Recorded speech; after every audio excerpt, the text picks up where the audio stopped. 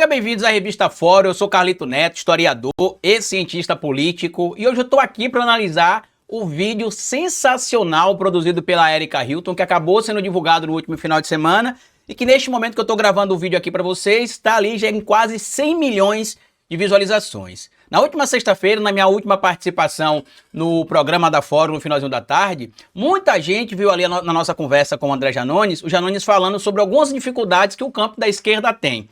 Tanto em se comunicar de forma coletiva, ou seja, se organizar em ações, quanto de ser coordenado para poder defender pautas específicas em momentos específicos. O Janones até citou que geralmente o que acontece? Enquanto um deputado está divulgando um material, ao invés de ter, por exemplo, uma organização massiva, tanto do campo da política quanto do campo da própria militância, para apoiar aquele material, sempre se divide. Enquanto o deputado está falando sobre isso, o senador está falando sobre aquilo, a militância está falando sobre aquele e acolá, e você não consegue essa mobilização. Ele até citou uma coisa que eu preciso concordar. Neste quesito, a extrema-direita atua muito melhor que nós. E não é pelo puritanismo de que nós trabalhamos com a verdade e que eles trabalham com a mentira. Não se trata disso, não se trata de falar sobre verdade e mentira, mas sim falar sobre organização da comunicação massiva e da comunicação coletiva. O próprio material da Erika Hilton, por exemplo, que consta nesse momento ali quase 100 milhões de visualizações, no momento que eu estou gravando aqui já tem 98,5 milhões de visualizações, mostra que quando o nosso campo se organiza, a gente consegue chegar lá. Foi assim, por exemplo, que aconteceu no caso da PEC do estupro, onde a gente viu ali que se teve organização tanto do campo da esquerda quanto da sociedade civil organizada de alguns movimentos para impedir que se passasse aquela PEC que beneficiava o abusador e punia a pessoa que era abusada. A gente viu acontecer a mesma mobilização, por exemplo, no caso do fim da jornada da escala 6x1, que inclusive também tem a Erika Hilton ali como encabeçando essas ações dentro do Congresso Nacional, mas em outros momentos a gente fica divagando individualmente demais, a gente não consegue se unir em torno de um ponto, como acontece com a extrema-direita. Geralmente, quando tem um material que a extrema-direita vai divulgar e que eles querem que aquele material alcance um público maior, em via de regra eles se unem, os parlamentares compartilham, né, sejam eles deputados, vereadores, senadores, deputados distritais, deputados estaduais, prefeitos e a própria militância do PL e a militância da extrema-direita compartilha. No nosso campo não, a gente fica sempre tentando o tempo inteiro levar a discussão para a linha do racional, para a linha do tecnicismo demais, que a gente não pode fazer isso, não pode fazer aquilo. Eu recomendo que vocês assistam a entrevista do Janones na sexta-feira aqui, que para mim foi bem elucidativa de como a gente poderia adotar estratégias diferentes do que estão sendo adotadas. Eu até escrevi um livro que eu não lancei ainda, quando eu lançar eu trago aqui para vocês, que fala sobre a comunicação no campo da esquerda e como é que ela poderia melhorar. Porque muita gente fala, Carlito, você critica, mas quais são as soluções? Você tem as soluções? E eu trago logo umas soluções, que inclusive são, entre aspas, técnicas também, porém entendendo as novas dinâmicas de comunicação, que não envolvem só rede social, tá? Toda vez que a gente fala sobre comunicação do governo, rede social, comunicação digital, as pessoas acham que é só falar de Instagram, WhatsApp, YouTube, Facebook, Telegram, e não. A gente está falando de uma falha na comunicação. E não é no governo Lula, é na esquerda global. Eu já citei isso para vocês aqui, como é que a esquerda no mundo inteiro, no meu livro até abordo isso também, tem dificuldade de se comunicar por novos meios ou por meios antigos, mas para alcançar novos públicos ou manter um público que já era da sua base. E a Erika Hilton publicou um vídeo no último sábado, tá? O material tá até aqui na Revista Fórum também, eu vou deixar para vocês, pedir pro Gui colocar em algum lugar aí o link da matéria. O material está aqui pela Alice Anderson, traz aqui, ó. Vídeo de Erika Hilton acumula 80 milhões de views em menos de 24 horas. Deputada destrói fake news do Pix e destaca que desinformação é cortina de fumaça para esconder interesses da extrema-direita e da bandidagem, né? Como ela inclusive citou também matérias. E aí o material, como eu disse para vocês na minha análise, está muito bem feito. Até este momento tem quase 1 milhão de visualizações. Só para vocês terem noção, por exemplo, só no TikTok, no Twitter, perdão, o material já conta aqui com pelo menos 500 mil de likes, fora os compartilhamentos e as visualizações que o material tem. Deixa eu ver, inclusive, em tempo real aqui, quantas visualizações esse vídeo já tem aqui também, lá na X, né, na rede do Elon Musk. Nesse momento tem 28 milhões de visualizações. Inclusive, eu gosto de chegar até a apontar, né, que tem mais visualizações que os vídeos do Nicolas Ferreira. Na mesma rede social, com a mesma temática. Muita gente suspeitou que a Meta impulsionou o material do Nicolas. Eu, particularmente, suspeito também que a Meta disseminou esse material lá, tá? Eu também acredito que a Meta impulsionou esse material. E quando você vê, inclusive, os comentários, likes do vídeo da Érica no Instagram e do vídeo do Nicolas, você consegue entender mais ou menos isso. Por quê? O vídeo da Érica, por exemplo, tem quase 2,5 milhões de likes e mais de 500 mil de comentários. O vídeo do Nicolas, apesar de ter, por exemplo, ali quase 4 vezes mais visualizações que o vídeo da Érica, conta com o triplo ali no máximo de visualizações, tá? Na verdade, um pouquinho mais que o dobro de likes, perdão.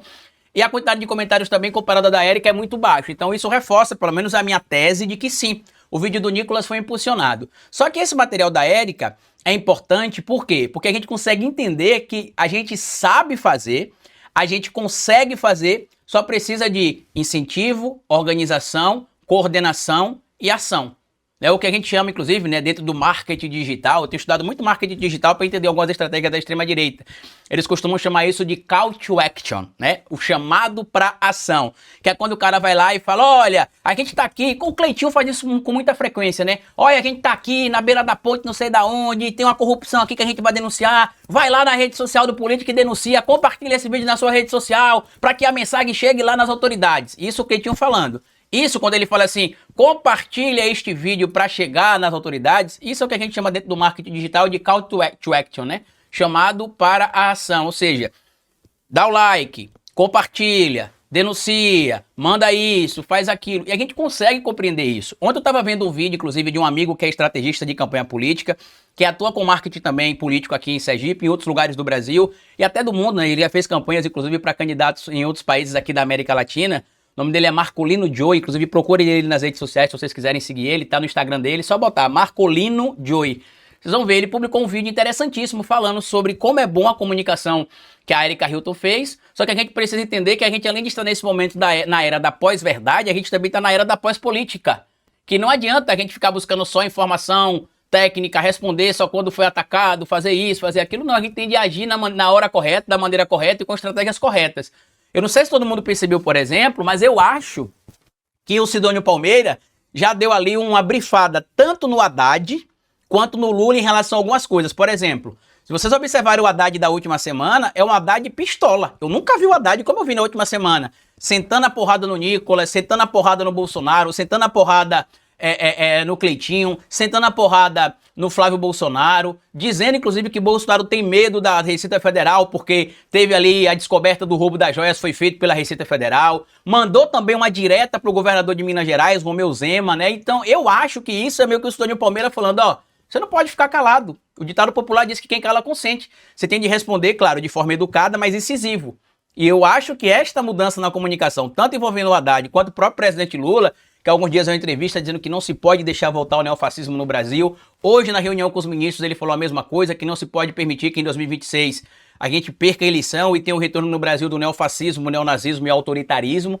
E eu acho que este material da Érica liga muitos avisos pra gente, avisos importantes, tá? Que é o seguinte, a gente pode, a gente consegue, basta se organizar. Não se pode imaginar que porque o Lula é o presidente do Brasil que os problemas acabaram. Eu já citei isso desde o dia seguinte à eleição do Lula. Muita gente falou, ufa, graças a Deus, Lula ganhou, acabou, a extrema-direita, isso. E eu falei, gente, na minha análise, e eu falo isso desde 2019, tá? Pra não dizer que eu tô falando isso agora. Na minha análise, a extrema-direita só terá perdido relevância no Brasil entre 2028, na eleição municipal, e 2030, eleição nacional. Antes disso, eu ainda acho que a extrema-direita vai fazer barulho, vai ter muita relevância no debate público. E hoje a gente não pode esquecer, a extrema-direita tem a maior bancada do Congresso Nacional no que diz respeito à Câmara. E uma das maiores no Senado. Então a gente não pode simplesmente tapar o sol com a peneira. A realidade hoje é essa, é dura e é difícil. E o papel deles é desinformar, atacar, gerar polêmica, gerar belicosidade, gerar beligerância, que é o que mantém a extrema-direita ativa. Pesquise quantos projetos o Nicolas apresentou, o Flávio apresentou, o Eduardo Bolsonaro apresentou, a Bia Kicis apresentou, a Carol Detone apresentou, a Júlia Zanata apresentou. Eles não apresentam projeto. Eles estão lá basicamente para mamar as tetas do governo que eles tanto criticam, voltar ao aumento do próprio salário, fazer turismo internacional, dizendo que estavam fazendo ali um curso. Inclusive agora vocês viram, né? Inventaram um curso de geopolítica do Paulo Figueiredo para que eles fossem fazer nos Estados Unidos, já que nem todos foram convidados para a posse do Trump. Ou pelo menos não foram convidados oficialmente. Então eles tinham de inventar uma coisa para que eles viajassem para os Estados Unidos da América, só que ao invés de eles pagarem a viagem, que está pagando sou eu e você. Estão lá fazendo turismo com o meu dinheiro e com o seu dinheiro. Então, o que é que esse vídeo da Érica avisa na minha análise? A gente precisa se organizar em pautas que a gente acha que é importante para poder massificar a comunicação. Porque se a gente se organizar, a gente consegue. A gente conseguiu se unir assim durante a eleição de 2022. Eu lembro que entre julho e outubro, eu sentei com alguns outros comunicadores do campo da esquerda e a gente sentou e falou, ó, a gente precisa fazer algumas ações organizadas. Por exemplo, nessa semana eu vou fazer vídeo falando sobre os ataques falsos às urnas eletrônicas, que as urnas eletrônicas são isso, são aquilo. Vamos organizar para todo mundo fazer esse tema aqui nessa semana. Todo mundo se organizava, falava sobre o mesmo tema. A gente conseguia engajar esse material, a informação chegava onde tinha que chegar. Depois, sobre outras situações também que a gente achava que era importante fazer. Quando a gente teve aquela história, por exemplo, do satanista, que era petista, né? Que deu entrevista em um podcast que a extrema-direita compartilhou um corte. Eu fiz um vídeo mostrando que era mentira, né? Aquele material, que na verdade ele era contra Lula. Inclusive o próprio vídeo mostrava aquilo. Tá? Inclusive chegou a dizer que o que Lula estava fazendo era um absurdo e atacou Lula das diversas formas. A gente se organizou tanto no Twitter quanto no Instagram. O material foi compartilhado por uma rede de colaboradores na época que a gente estava se engajando de forma coordenada. O vídeo ultrapassou 1 milhão de visualizações àquela altura em menos de 24 horas. Por quê? Porque se entendeu que a gente precisa fazer ações organizadas. A gente sabe que a gente briga muito, às vezes por alguns pontos, alguns discordam, outros concordam, mas eu acho que a gente precisa convergir naquilo que é importante para o próprio campo. E outra coisa que aconteceu com a Érica, para vocês verem como é que o material dela foi importante. Ó. O material, nesse momento que a gente está gravando o vídeo, ultrapassou 100 milhões de visualizações, chegou a 100 milhões de visualizações aproximadamente já. E isso fez com que a Érica acabasse sendo ameaçada de morte pela extrema-direita. Toda vez que a extrema-direita se sente ameaçada, os bandidos que estão lá dentro desse movimento fazem isso que fizeram com a Érica. Ameaçaram ela de morte, tanto que ela prestou denúncia já contra algumas pessoas. E, inclusive, em um dos vídeos aqui, um dos comentários que foi denunciado pela Érica, né? Um bandido escreveu que estava na hora de colocar em prática o projeto Rony Lessa 2.0. Ou seja, mandar matar a Érica Hilton como fizeram com a Marielle Franco. É provável que esse indivíduo aqui vai ser localizado, vai ser detido, né, ou responsabilizado legalmente pelo que ele está fazendo. Mas eu espero que depois desse material que a gente fez aqui agora, que a gente consiga entender a importância de se organizar no que diz respeito a bloco. Porque a extrema-direita é organizada nesse sentido. Neste momento, o Steve Bannon está lá reunido com o Eduardo Bolsonaro, com a Alternativa para a Alemanha, com representantes da extrema-direita da Argentina, do Chile, de El Salvador, da Hungria, da Polônia, da Áustria, da França, de vários lugares do mundo, porque como o próprio Steve Bannon falou no discurso dele, eles estão ali para poder promover uma ação de dominância global. E as falas do Steve Bannon, além daquela saudação que vocês viram, né, ele saudando ali a Alternativa para a Alemanha, com a mesma saudação que se fazia para o rapaz do bigodinho, como vocês imaginam, ele também utiliza falas ali em referência à classe trabalhadora e à classe média, que são muito similares às falas que o Hitler conta que adotou como estratégia no livro dele, o Minha Luta. Então a gente precisa ficar de olho aberto. Eu acredito muito ainda no momento de virada, que eu falo de virada na comunicação, tá? Claro, não vai ser fácil. Eu acho que o Sidônio é um cara que tem um feeling, né? Talvez ele consiga fazer isso. Se foi ele realmente que deu essa brifada no Haddad, pro Haddad ser mais incisivo, para ser mais direto, parabéns. Eu achei que melhorou muito a postura do Haddad nesse sentido. Né? Quem viu ele, por exemplo, na entrevista da CNN, viu que ele amassou ali, as repórteres tentando colocar coisa na boca dele.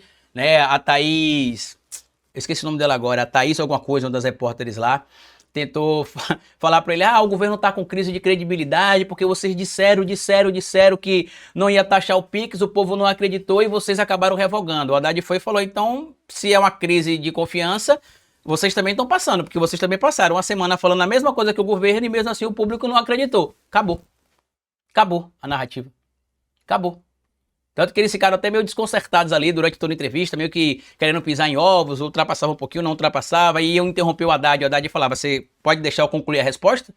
Você fez a pergunta, eu preciso responder. Então tem que ser assim mesmo, não pode ser, eu sou educadinho demais, você não precisa baixar o calão, não precisa ser ofensivo, mas tem de parar com essa gratiluz o tempo inteiro. A gente tem de tratar fascista como fascista merece ser tratado. Eu não estou falando que as apresentadoras da CNN são fascistas, mas eu digo o seguinte, quem é belicoso tem de responder uma resposta à altura.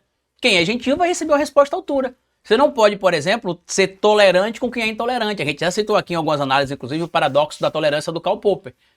Quando você é intolerante com os intolerantes, os intolerantes acabarão, os tolerantes, perdão, acabarão sendo sucumbidos pelos intolerantes. O Karl Popper traz lá, por exemplo, no seu livro, né, quando ele cita lá o paradoxo da tolerância, ele fala que ele tentou discutir com um soldado nazista por que o nazismo não era bom, né? Por que que deveriam apoiar isso, apoiar aquilo? Aí ele vai apresentar os argumentos para o soldado. E aí quando ele termina de argumentar, ele traz isso lá no livro, né? Aí ele a sociedade aberta, a sociedade, como é que é o nome do livro dele? A sociedade aberta, a sociedade aberta e seus inimigos. Esse que é o livro. Quem quiser comprar depois aí, compra aí no site de compra de livro, tá? E aí ele cita lá que quando terminou de argumentar, pediu para o soldado nazista argumentar por que ele era a favor do nazismo. Aí ele foi pro Schwarm e falou, esse aqui é meu argumento. Por quê? Porque enquanto você quer vir por uma linha racional o tempo inteiro, o cara que é de extrema direita, ele quer matar você, ele quer eliminar você o tempo inteiro. Basta ver o que está acontecendo com a própria Érica agora, que por ter feito um material que viralizou e desmentiu as falcatruas do Nicolas Chupetinha, ela acabou sendo ameaçada de morte. Deixa aqui a sua opinião, tanto sobre esse material da Érica, sobre a comunicação do governo, o que é que você espera, eu acredito que vai melhorar muito a partir de agora com o Sidônio Palmeira, e também comenta aqui, tá? Comenta, evidentemente, se você acha que a gente precisa se organizar mais em relação a essas ações de coordenação, de divulgação de material, e comenta também o que é que você achou da entrevista do Janones, que deu entrevista aqui pra gente na última sexta-feira. Grande abraço e até o nosso próximo encontro. Tchau!